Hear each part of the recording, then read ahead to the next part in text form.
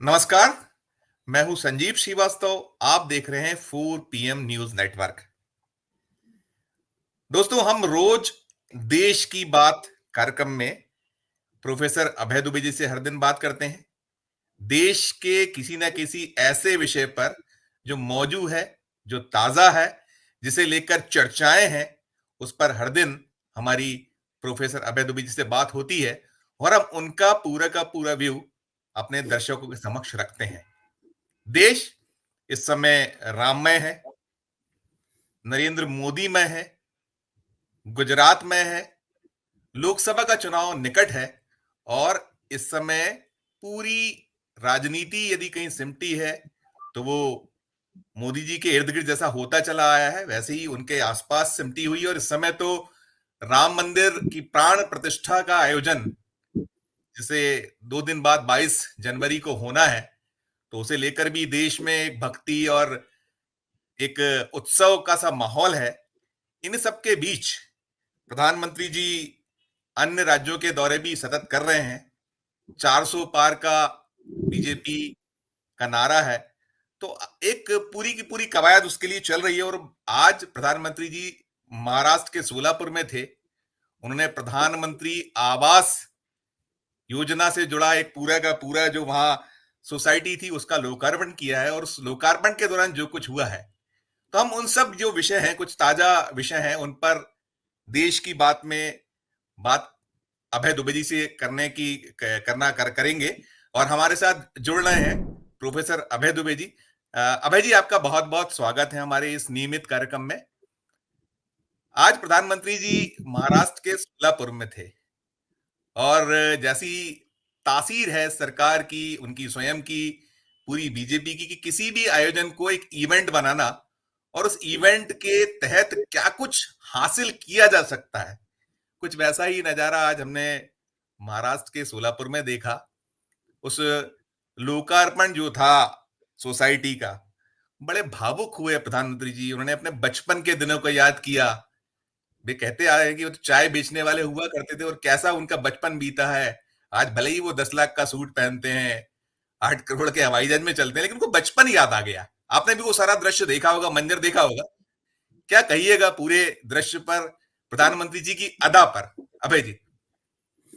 देखिए, आपको ध्यान होगा जब 2013 में नरेंद्र मोदी को प्रधानमंत्री पद का उम्मीदवार बनाया गया, तो उनके गुरु रह चुके, मैं रह चुके शब्द का खास तौर से इस्तेमाल कर रहा हूं, क्योंकि उस वक्त तक लालकृष्ण आडवाणी उनके गुरु नहीं रह गए थे। लेकिन एक जमाने में लालकृष्ण आडवाणी उनके मेंटर थे, उनके पथ प्रदर्शक थे। और उनकी जो रथ यात्रा थी, उस रथ यात्रा का प्रबंधन प्रमुख रूप से जिन लोगों ने किया था, उस सूची में नरेंद्र मोदी का नाम सबसे ऊपर था। तो आपको ध्यान होगा, आडवाणी जी ने ये कहा था कि नरेंद्र भाई बहुत अच्छे इवेंट मैनेजर हैं। जी जी। और ये बात नरेंद्र भाई को बहुत उस वक्त बुरी लगी होगी, और उसके बाद उन्होंने फिर धीरे धीरे करके आडवाणी जी को पथ प्रदर्शक मंडल में, मार्गदर्शक मंडल में भेज ही दिया स्थायी रूप से। बहरहाल, तो इस वक्त तो जिस जिस किस्म का वो अयोध्या में इवेंट मैनेजमेंट कर रहे हैं, उसमें उन्होंने अपनी प्रतिभा की जो सीमाएं थी, उन सीमाओं को भी वो लांघ गए हैं। इस स्तर का इवेंट मैनेजमेंट जो अयोध्या में अयोध्या उत्सव के रूप में हो रहा है, मैंने न कल्पना की थी और न ही मैंने अपने गुजरी हुई जिंदगी में कभी उसको देखा। बहरहाल, तो वो बहुत बढ़िया इवेंट मैनेजमेंट करते हैं, और उस वक्त तो और भी अच्छा करते हैं जब उस इवेंट के केंद्र में वो खुद ही हो। और बिल्कुल। राजनीति में नाटकीयता उसका एक अनिवार्य पहलू है। जी। हर नेता कुछ ना कुछ नाटकीय होता है। पॉलिटिक्स में परफॉर्मेंस करना पड़ता है सबको, जनता के सामने परफॉर्म करना पड़ता है, संसद में परफॉर्म करना पड़ता है, अफसरों के सामने परफॉर्म करना पड़ता है। तो एक नाटकीयता का पहलू उसमें होता है अनिवार्य रूप से। लेकिन नरेंद्र मोदी ने इस पहलू को भी एक एक नई ऊंचाई पहुंचा दिया है। आप देखिए, वो समुद्र की गहराइयों में उतरते हैं, वो तेजस में बैठकर आसमान की सैर करते हैं, आसमान में जी। उड़ते हैं। उसके बाद वो केदारनाथ की एक कंदरा में तपस्या करते हैं, तब उस पर विद गेरुआ कैमरा। वस्त्र पहने होते हैं। जब खुले कैमरा में हर जगह तपस्या होता करते हैं, है। तब वो श्वेत वस्त्र पहने पहने होते हैं। तो कैमरा ये हर जो जगह पूरा, होता है। हाँ देखिए, कैमरा ये हर जो जगह पूरा होता है। हर जगह होता है।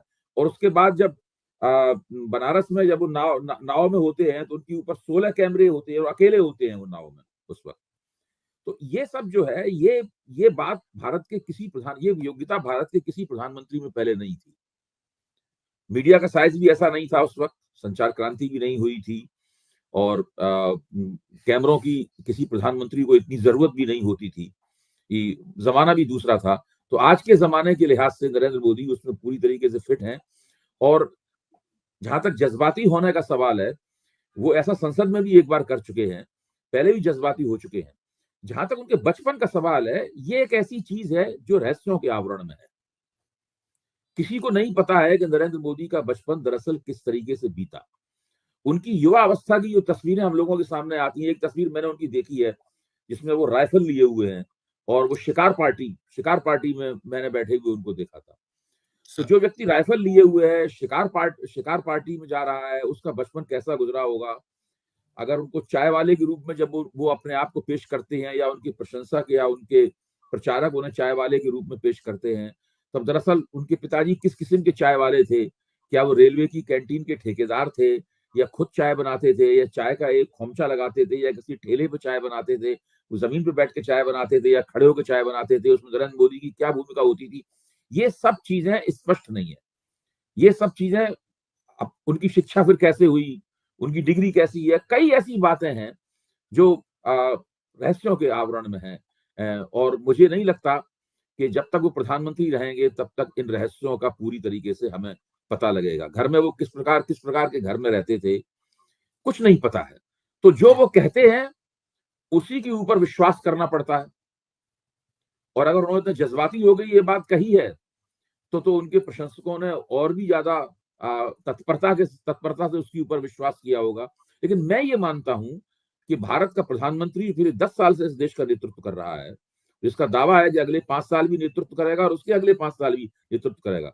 ध्यान कीजिए, उन्होंने कहा था, जब उनसे एक पत्रकार ने कहा कि आप तो अब 10 वर्ष आपको हो चुके हैं, 2 बार आप प्रधानमंत्री रह चुके हैं, इससे ज्यादा और क्या हासिल करेंगे जीवन में। तो नरेंद्र मोदी ने ये कहा था, मैं अलग धातु का बना हुआ हूं, यानी अभी मैं फिर चुनाव लड़ूंगा और फिर से प्रधानमंत्री पद की दावेदारी करूंगा। तो जो व्यक्ति देश का नेतृत्व इतने दिनों से कर रहा है, और ज्यादा इतने ही दिनों तक और नेतृत्व करने की इच्छा रखता है, उसके बारे में ये स्पष्ट रूप से आना चाहिए कि उसका बचपन कैसे गुजरा, उसकी युवावस्था किस तरीके से गुजरी, उसकी शिक्षा दीक्षा कैसे हुई, उसने किस विषय में कहां से पढ़ाई की, कैसे उसको डिग्री प्राप्त हुई। ये सारी चीजें जो कि एक धुंधलके में है, ये स्पष्ट होकर हम सब लोगों के सामने आना चाहिए। ऐसी मेरी भी इच्छा है। मैं भी जानना चाहता हूं कि देश के प्रधानमंत्री के बारे में सारी चीजें साफ साफ हों, साफ तौर पे एक दस्तावेज बंद होकर, सिक्का बंद तरीके से, प्रामाणिक तरीके से हम सब लोगों के सामने आए। अभय जी, जैसा आपने कहा कि कोई सानी नहीं है, जी प्रत्येक चीज को कैसे भुनाना है, आपको जो मूल विषय है उनमें से कैसे उन विषयों से देश को हटाना है, तो कहीं ये सब अब निरंतरता जो होती चली जा रही है, इसे कैसे देखते हैं? इसे क्या इनके पास अब कुछ बचा नहीं है, सब खत्म हो प्रतिदिन चुका है? होता है संजीव जी, ये प्रतिदिन होता है। अभी कल या परसों की बात है, मैंने कल 4 PM के मंच पर इस बात का जिक्र भी किया था और विस्तार से जिक्र किया था कल मैंने। नीति आयोग के एक सदस्य ने एक एकेडमिक पेपर लिखा। उस पेपर को मीडिया ने इस तरह से पेश किया जैसे कि नीति आयोग की रिपोर्ट हो, जबकि नीति आयोग की आधिकारिक रिपोर्ट नहीं थी। और उसके अंदर एक बहुत ही साधारण किस्म की मैथमेटिकल कवायद करके ये दिखाया गया था कि 25 करोड़ लोग गरीबी से बाहर निकले हैं। प्रधानमंत्री ने फौरन उसको ट्वीट किया, और उसके बाद से वो लगातार इस बात को कह रहे हैं कि पिछली सरकारें कमजोर थी और हम 25 करोड़ लोगों को गरीबी की रेखा से बाहर निकाल दिया। जबकि हम सब लोग जानते हैं कि ये लगभग असंभव है कि 25 करोड़ लोग गरीबी की रेखा से बाहर निकल गए हों, क्योंकि देश की इस वक्त जो स्थिति है, जो उन्होंने नोटबंदी के रूप में जो असंगठित क्षेत्र के ऊपर एक सर्जिकल स्ट्राइक की थी, जिससे असंगठित क्षेत्र तबाह हो गया। और हम जानते हैं कि देश में 94% लोग जो हैं वो असंगठित क्षेत्र में काम करते हैं, केवल 6% लोग ही संगठित क्षेत्र में काम करते हैं। तो ये जो पूरी कितनी महंगाई है, कितनी जबरदस्त बेरोजगारी है, लोगों की आमदनियां कम हो रही हैं, 80 करोड़ से ज्यादा लोगों को मुफ्त अनाज दिया जा रहा है, यानी उनकी जो परचेजिंग पावर है, उनकी क्रय शक्ति है, वो ना के बराबर है तक। अगर उनको मुफ्त अनाज न दिया जाए, तो वो क्रय शक्ति उनकी पूरी तरीके से नीचे चली जाएगी। तो वो अपनी जेब के बचा तो पैसे लेकर बाजार में आ ही नहीं सकते हैं, कुछ खरीद ही नहीं सकते हैं। इस चीज को उस पर्चे ने सस्टेनेबल डेवलपमेंटल गोल, सतत विकास के लक्ष्य के साथ जोड़ दिया। सतत विकास के लक्ष्य में तो केवल वही भागीदारी कर सकता है इसकी कुछ क्रय शक्ति हो। जो लोग मुफ्त अनाज पे गुजर बसर कर रहे हैं, उनकी क्या क्रय शक्ति होगी? इनके पास रोजगार नहीं है, उनकी क्या क्रय शक्ति होगी? ऐसी हालत में लगातार राष्ट्रीय मंच से ढिढोरा पीटा जा रहा है कि हमने 3 खरब डॉलर की अर्थव्यवस्था बना दी है, जल्दी ही हम 5 खरब डॉलर की अर्थव्यवस्था बना देंगे। तो ये सारी प्रक्रियाएं चल रही हैं और इस तरीके से चल रही हैं जैसे कि उन्हें पता है कि कोई इसका ठीक से खंडन नहीं करेगा, कोई उसके मुकाबले कोई भरोसे लायक दस्तावेज नहीं पेश करेगा। ऐसा कोई संगठन नहीं है, ऐसा कोई दल नहीं है, ऐसा कोई बुद्धिजीवियों का समूह नहीं है जो उसके खिलाफ एक ऐसा श्वेत पत्र जनता के बीच में पेश कर दे जिससे हमारी सब बातों की पोल खुल जाए। इस पूरा विश्वास, उन्हें पता है कि हम जो बोलेंगे वही लोग मानेंगे, इस क्योंकि दूसरा कोई है ही नहीं, दूसरा कोई बोल ही नहीं रहा है। वो पूरी राजनीतिक परिस्थिति को कुछ इस तरह का बना दिया है उन्होंने, जैसे कि मैदान में केवल एक ही टीम खेल रही हो, दूसरी टीम ही नहीं खेल रही। वो जो उन्होंने आज जो आवास योजना की जो पूरी की पूरी सोसाइटी का लोकार्पण किया, उसमें जो भावुक हो गए, उन्होंने बड़ा रुंधे गले से पूरे देश ने उसको देखा। एक तो वो जी। तस्वीर थी, दूसरी तरफ ये भी एक बड़ी तस्वीर वायरल हो रही है, आपने देखा होगा, अभी हम लगातार हुँ, उसको देख रहे हैं, उसकी पुष्टि करने का प्रयास कर रहे हैं कि हुँ। यही इस तरीके के आवासों में लोगों को रिश्वत देना पड़ती है अपने घर को पाने के लिए। ये भी एक बड़ी आज तस्वीर निकल के आई हुई है, वो बहुत ज्यादा वायरल है। मोदी तो बार बार कहते हैं कि उनकी गारंटी है, लेकिन दूसरी तस्वीर कैसे देखेंगे आप इसको कि एक तरफ आप लोकार्पण करते हैं, आप कहते हैं कि गरीबों का सपना पूरा किया, वो सपना पूरा कैसे हो रहा है? रिश्वतें देना देखिए पड़ रही है, वो कह वो रहे हैं एक ऐसे दिखाओ ना नेता हैं, दिखाने, तो मैं वो इस तरह कथनी का और कोई करनी नेता क्या क्या कहेंगे? पिछले 30-35 साल से मैं राजनीतिक समीक्षा कर रहा हूँ, राजनीति को समझने की कोशिश कर रहा हूँ और भी प्रधानमंत्रियों को हम लोगों ने देखा है, जो लोग प्रधानमंत्री नहीं रहे लेकिन देश के बड़े महत्वपूर्ण नेता थे, जैसे जयप्रकाश नारायण। मेरी उम्र ज़रूर कम थी उस वक़्त, काफ़ी कम थी, लेकिन तब भी मैं इतना समझदार था कि जयप्रकाश नारायण की राजनीति को समझ सकूँ और डॉक्टर लोहिया के बारे में सुना करता था।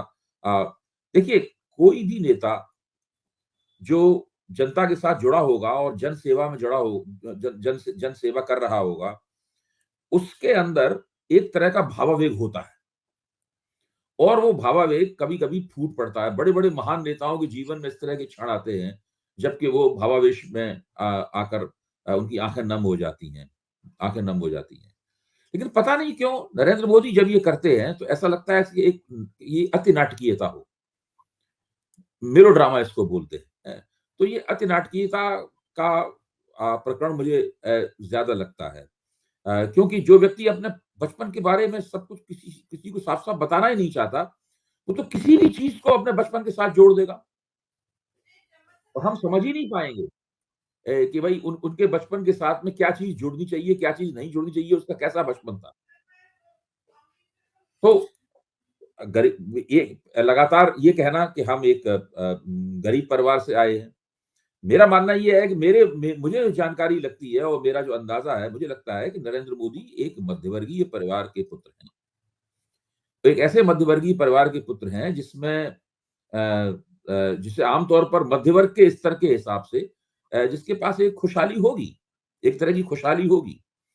लेकिन मैं ये नहीं कहता हूँ कि वो जो उच्च मध्यवर्गीय किस्म की खुशहाली होगी या उच्च वर्गीय किस्म की खुशहाली होगी, लेकिन इस तरह की खुशहाली उनके पास ज़रूर थी। और फिर उस तरह के जीवन को एक विपन्न जीवन के रूप में पेश करना, फिर अपने आप को ओबीसी जातियों का पुत्र बनाना, तकनीकी रूप से उनकी बात सही है। लेकिन हम सब जानते हैं कि कब उनकी जाति ओबीसी की श्रेणी में आई, उसका कभी कोई ज़िक्र नहीं होता है। तो ये सब चीज़ें जो हैं, ऐसा लगता है कि जैसे एक ऐसा जीवन है, जिसको वो अपनी राजनीतिक सुविधा के मुताबिक जब चाहते हैं, तो उसको रिकंस्ट्रक्ट कर लेते हैं और एक एक कोई नया नया मोड़ दे लेते हैं। ये उनकी खूबी भी है, ये उनकी कुशलता भी है और उनको ये लगता है कि मेरी बात का कोई खंडन नहीं करेगा और कोई खंडन करेगा भी तो उसको ये कहा जाएगा कि आप प्रधानमंत्री की बात पे विश्वास नहीं कर रहे हैं। तो ये एक अलग किस्म का तर्क है। जब से वो प्रधानमंत्री बने हैं, भारतीय जनता पार्टी वालों ने तर्क देना शुरू कर दिया है कि वो केवल भाजपा के प्रधानमंत्री नहीं है, वो सारे देश के प्रधानमंत्री हैं। ये तर्क कभी जवाहरलाल नेहरू के बारे में नहीं दिया गया, ये तर्क इंदिरा गांधी के बारे में नहीं दिया गया, ये तर्क पीवी नरसिंह राव के बारे में नहीं दिया गया, ये तर्क मनमोहन सिंह के बारे में नहीं दिया गया। क्योंकि ये तो स्वाभाविक रूप से उन्हें हमेशा ये शक भी रहता है कि शायद लोगों का एक बहुत बड़ा हिस्सा ऐसा है जो मुझे अपना प्रधानमंत्री नहीं मानता। इसलिए ये तर्क भी बार बार दिया जाता है। जब चीजें बिल्कुल स्पष्ट होती हैं और उनको उनके अंदर कोई दुराव छिपाव नहीं होता है, तब कोई समस्या नहीं होती। समस्या तभी आती है जबकि आप अपने बारे में कुछ कहते हैं, लोगों को आपके बारे में कुछ पता नहीं होता है, तो कुछ लोग उस पर विश्वास कर लेते हैं, कुछ स्वाभाविक रूप से कुछ लोग उसके ऊपर संदेह करते हैं। अभय जी, भी आपने देखा कि ये जो गुजरात का जो एक मसला है, बिल्किस बानो वाला जो कांड है, उस कांड को लेकर काफी एक फजीयत सी हो रही है। जब उनको वहां छोड़ दिया गया था, जिस तरीके से वो सारा का सारा एक इवेंट के तौर पे उसे प्रस्तुत किया था, आज सुप्रीम कोर्ट को कहना पड़ रहा है, उसे समय मांगा जा रहा है, वो जो दोषी हैं, कि उन्हें आत्मसमर्पण तत्काल आदेश दिया गया है। 21 जनवरी तक उनको जेल अधिकारियों को कह दिया कि उनका आत्मसमर्पण कराएं। इस मामले को कैसे देखते हैं? इस पे क्या आप कहिएगा? कि देखिए, मैं कहता हूं कि प्रधानमंत्री को इस मामले में कुछ बोलना चाहिए। भाई, जो गुजरात के मुख्यमंत्री हैं, गुजरात की जिस सरकार ने उन लोगों को छोड़ा, इसके बारे में सुप्रीम कोर्ट ने कहा कि इस सरकार ने और उन लोगों ने मिलकर फ्रॉड किया है, मिलकर कानून के साथ छल किया है, गलत सूचनाएं दी हैं। गुजरात सरकार सीधे सीधे कटघरे में खड़ी हुई है। वो गुजरात सरकार कटघरे में खड़ी हुई है जिसकी जो नरेंद्र मोदी की उत्तराधिकारी है। भाई, नरेंद्र मोदी की उत्तराधिकारी आनंदीबेन पटेल थी, आनंदीबेन पटेल के उत्तराधिकारी मौजूदा मुख्यमंत्री हैं। तो सीधे सीधे ये चीज नरेंद्र मोदी से जुड़ती है। तो नरेंद्र मोदी का ये फर्ज बनता है कि वो इस मामले में स्पष्टीकरण दें कि उनकी गुजरात सरकार, मैं कहता हूं, मैं इसको रेखांकित करते हुए कह रहा हूं कि उनकी गुजरात सरकार ने कानून के साथ ये छल क्यों किया। जो बलात्कार में, हत्या में जो लोग सजा काट रहे, बलात्कार में, इतने जघन्य कृत्य में जो लोग सजा काट रहे थे, उनको समय से पहले छुड़वाने के लिए ये फर्जीवाड़ा क्यों किया गया। या खुद नहीं बोल सकते तो वो अपने मुख्यमंत्री को आदेश दें कि वो बोलें। आखिरकार तो गुजरात की, हम सब लोग जानते हैं व्यवहारिक रूप से, गुजरात का शासन पीएमओ से चलता है। गुजरात का शासन गुजरात से नहीं चलता है। बिल्कुल बिल्कुल। अब तो और भी राज्य, अब तो ऐसे मध्य प्रदेश भी ऐसा ही हो गया है, छत्तीसगढ़ भी ऐसा ही हो गया है, राजस्थान भी ऐसा। जहां जहां इन्होंने अपना मुख्यमंत्री चुन के बैठाया है, वहां वहां ऐसा ही होता है। बिल्कुल, जो पीएमओ है वो विदेश मंत्रालय की तरह है। विदेश मंत्रालय में क्या होता है कि विभिन्न देशों की डेस्क होती हैं। अफ्रीका की डेस्क ये है, लैटिन अमेरिका की डेस्क ये है, अमेरिका की डेस्क ये है, यूरोप की, पूर्वी यूरोप की डेस्क ये है, और उसमें एक एक विदेश मंत्रालय का उनका विशेषज्ञ बैठा रहता है। वहीं से सारी विदेश नीति इस तरीके से चलती है। मैं कल्पना करता हूं कि पीएमओ भी इसी तरह का होगा, जिसके अंदर विभिन्न राज्यों की डेस्कें होंगी, जिसके ऊपर यहां से बैठकर पूरा वहीं से सारी उसकी डोरियां जो है वो खींची जाती होंगी। तो उनको चाहिए कि वो प्रधानमंत्री अपने मुख्यमंत्री से कहें कि भाई वो इसकी एक सफाई तो पेश कर रहे हैं कि हुआ कैसे। सुप्रीम कोर्ट की टिप्पणी के अनुसार जिन लोगों ने ये फर्जीवाड़ा किया है, क्या उनको गुजरात के मुख्यमंत्री ने दंडित किया? हो सकता है गुजरात के मुख्यमंत्री की जानकारी के बिना ये फर्जीवाड़ा हो गया हो। सरकार में बहुत सारे लोग होते हैं, अलग अलग स्तरों पर भी ऐसे काम हो सकते हैं, जरूरी नहीं कि मुख्यमंत्री को पता हो। अगर ऐसा है तो ये भी स्पष्ट रूप से सामने आया। इसके ऊपर चुप्पी क्यों है इतनी? सुप्रीम कोर्ट के जजमेंट के बाद ये जो चुप्पी है, ये बहुत अखरने वाली चुप्पी है।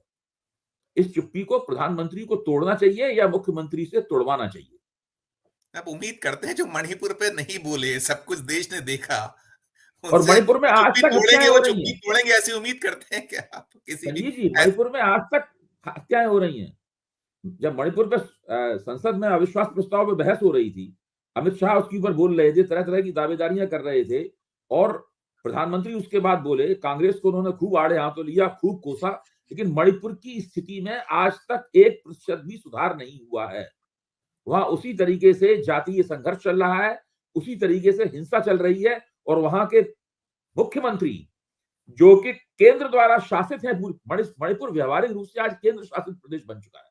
खुद अमित शाह ने स्वीकार किया है कि वहां के जो मुख्यमंत्री द्वारा नियुक्त सारे अफसरों को हटा दिया गया और केंद्र सरकार ने सारे अफसरों को नियुक्त किया वहां पे। एक तरह से देखा जाए तो हमारे देश के गृह मंत्री जो है वहां के मणिपुर के शासक भी हैं। जी वहां का जो मुख्यमंत्री है वो बिल्कुल नाम मात्र का मुख्यमंत्री है। अब केंद्र को अब कुछ कभी तो कोई जवाब देना चाहिए किसी बात का।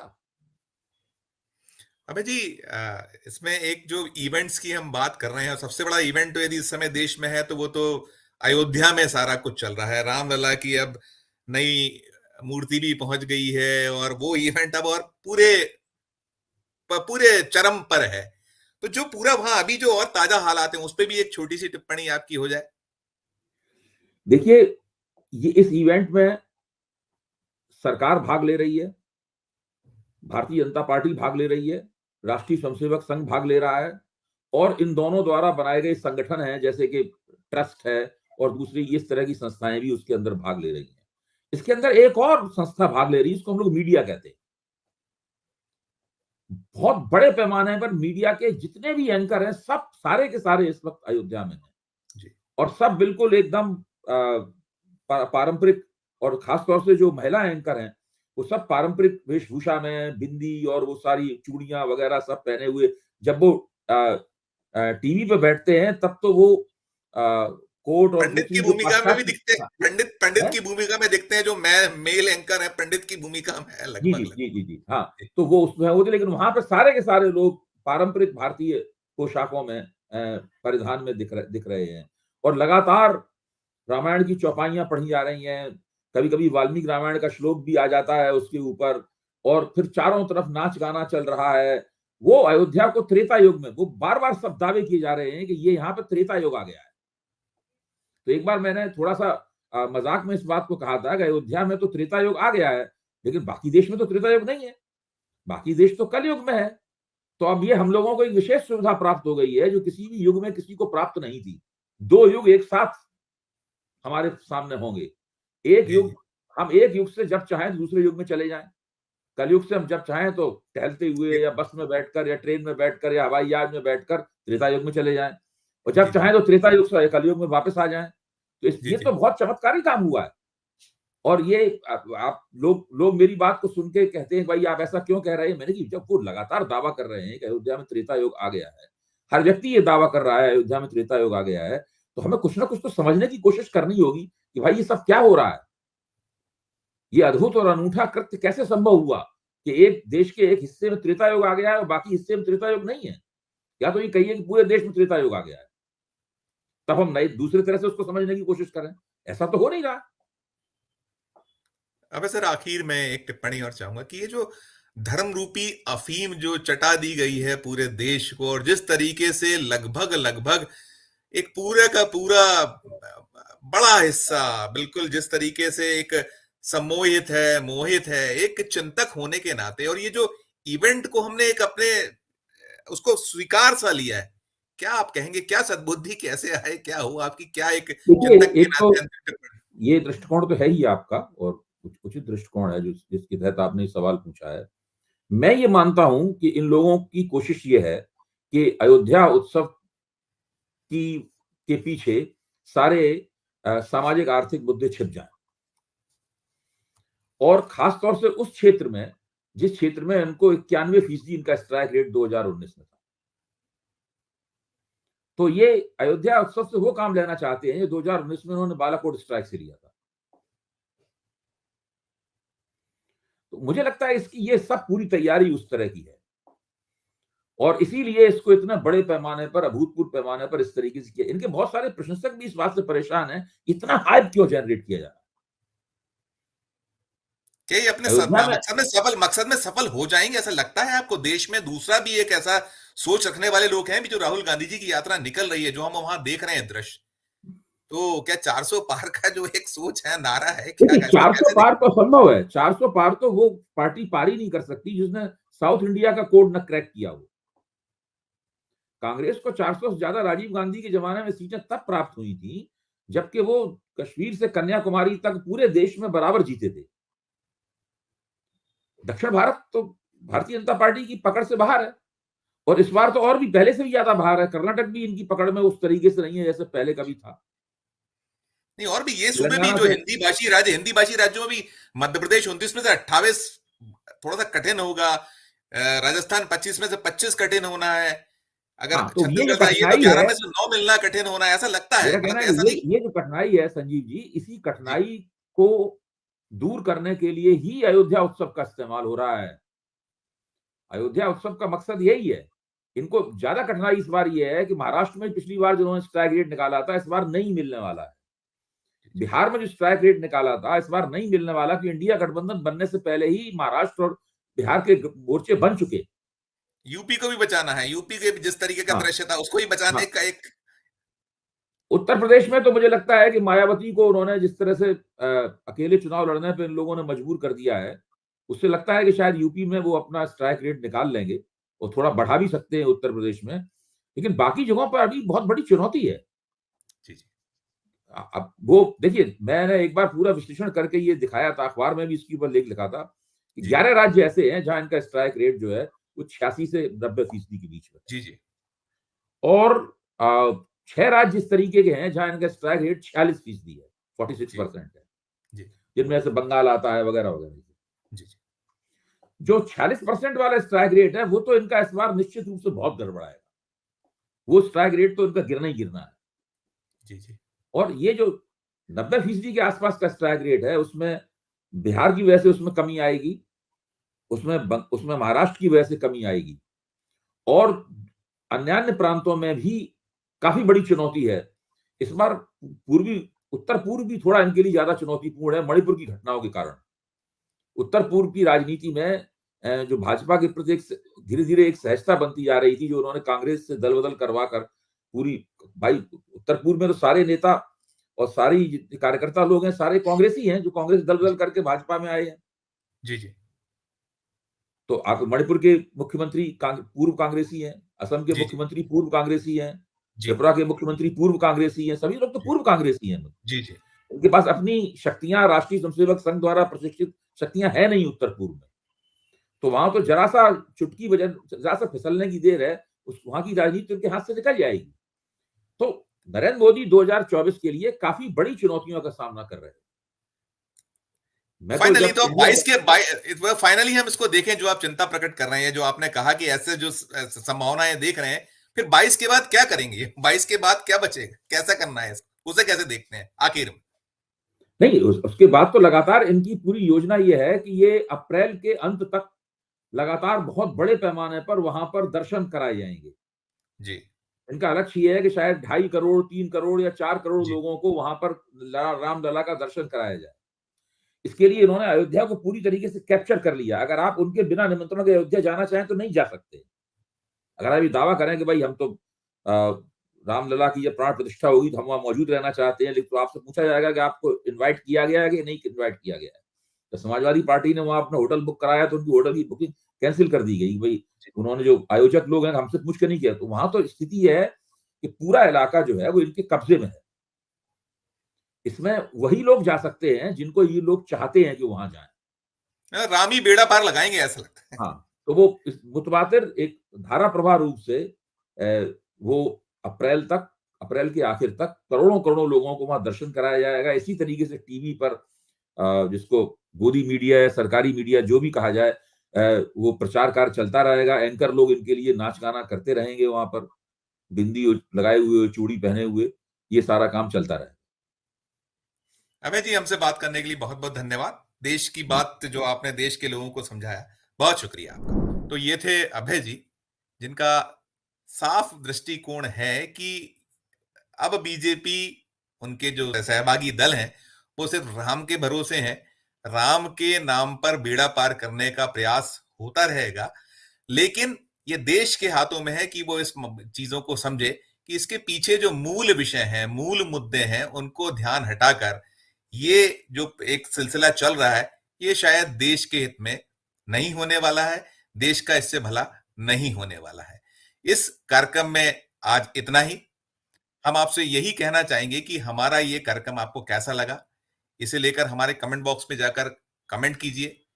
हमारी जो चैनल है उसे निरंतर देखते रहिए, हमारी हौसला अफजाई करते रहिए और हमारे साथ बने रहिए। धन्यवाद, नमस्कार।